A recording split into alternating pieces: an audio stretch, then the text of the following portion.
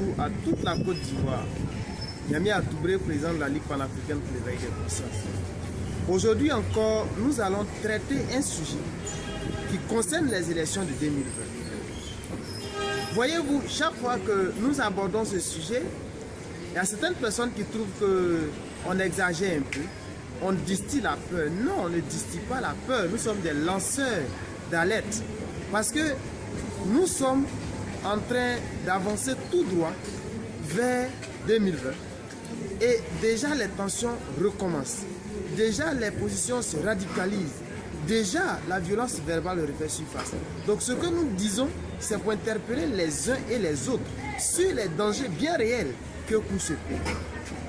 Chers frères ivoiriens, comme en 2000, la Côte d'Ivoire a là, sinon aura l'opportunité en 2020 de concilier des positions, de redonner la paix à la Côte d'Ivoire, de redonner la stabilité à la Côte d'Ivoire. Voyez-vous, en 2000, on sortait du coup d'État de 99. Donc c'était le moment pour ceux qui étaient au pouvoir, c'est-à-dire le général Robert Gueye, de mettre tout le monde autour de la table, d'organiser des élections inclusives, d'accord, pour que tout le monde s'exprime. Malheureusement, nous avons raté ce village. Nous sommes pratiquement en 2020 et nous avons aussi l'occasion de le faire. L'occasion de concilier les positions, l'occasion de remettre tout le monde dans la balance, l'occasion de remettre au centre l'intérêt supérieur de la nation pour que nous sortions de ce cycle infernal de violence qui, n'est-ce pas, est en train de détruire la Côte d'Ivoire depuis quelques décennies. Donc nous sommes à ce tournant décisif. Est-ce que nous allons réussir? La question reste posée.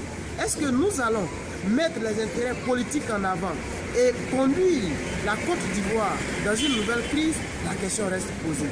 Chacun, de son côté, doit se poser la question. La Côte d'Ivoire reste. La Côte d'Ivoire, c'est un pays qui va rester, qui va demeurer. Mais les hommes politiques vont passer. Houphouët-Boigny est passé. Bientôt, vous allez voir qu'on avance vers la fin d'un cycle. La fin des héritiers d'Houphouët-Boigny. Bientôt, ça sera la fin de M. Ouattara, il ne sera plus dans la scène politique. La fin de M. Bédié, la fin de M. Gbagbo, même si ça peut durer un peu, mais on tend vers la fin de ce cycle-là. Mais est-ce qu'on va travailler à assurer une transition? On va travailler à passer le relais dans la paix et dans l'harmonie. Est-ce qu'on va travailler dès maintenant à mettre en place, à former la relève qui va travailler pour le bien de la Côte d'Ivoire? Ou est-ce qu'on va rater ce virage? La question reste posée. C'est aux dirigeants politiques de répondre à cette question. C'est aux dirigeants politiques de montrer leur maturité et de faire en sorte que la Côte d'Ivoire ne sombre pas dans une violence. De faire en sorte que, à partir de 2020, les Ivoiriens s'asseyent et disent: ah, en fait, on a des gens, de grandes personnes qui ont pensé à ce peuple, qui savent que l'intérêt d'une nation prime sur les intérêts égoïstes, les intérêts égocentriques de chaque personne. Il faut qu'en 2020, moi, je m'asseye et l'autre s'asseye et dise: en fait, on a une Côte d'Ivoire dans laquelle on peut parler objectivement de paix, de réconciliation, sans exclusion. C'est ça le message des désir des pays d'avenir. C'est ça le message de la Ligue panafricaine pour l'éveil des consciences.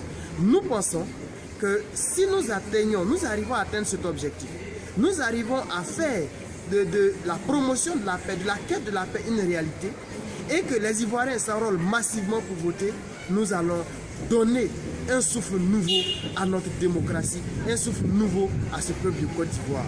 On se donne rendez-vous pour mardi prochain. D'ici là, partagez la vidéo et on se revoit. Si c'est la lutte qui libère, c'est l'éveil des consciences qui montre la voie de la lutte légitime à mardi prochain.